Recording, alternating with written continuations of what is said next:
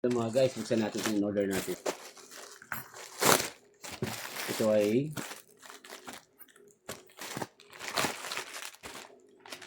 power loop harness para sa ating NMAX version 2 dahil nagkaroon siya ng error na error 12. At ang problema nun, sunog ang kanyang socket. Grabe yung sunog, oh. So, nasunog yung kanyang socket. Ganda ng ano niya. Oh. Halos 1 meter. Yung kanyang haba at yung kanyang mga wire, yung laki niya, parehas yung laki nung nasa stock niya. At ito, oh, maganda, oh. So, titignan natin to kung maganda yung pagkaka-fit niya doon sa may ECU.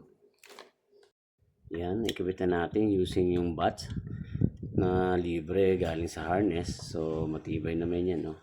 So, kailangan ng crimpol talaga maayos. So, lalagyan natin itong electrical tape magkakahiwalay at makapal para sigurado. Sundin lang ang installation color coding para sa mga wires from power loop harness versus stator harness. Kapag green, sa red and yellow stripe. Kapag white naman, sa red with black stripe. At kapag red ang wire, para naman sa red with white stripe. Okay, yan. Ito yung luma. Oh. Tinanggalin natin yung luma. Ito yung luma niya. Yan, tanggal na. So, ito na yung bago. Nakakabit na. Natin malaman yung marinig yung magic sound. So, ito yung magic sound. So, dapat marinig natin yung magic sound na yan. Tignan natin kung tutunog. Yun! Yun! Narinig niyo yun?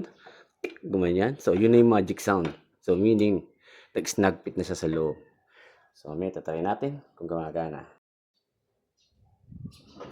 Yun, eh. Number na.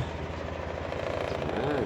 So, yung sabihin, okay na yung ating kinabit na power loop harness direct to ECU. So, itong luma, pabayaan lang natin yan dyan. Nakapit na. Okay? So, okay na.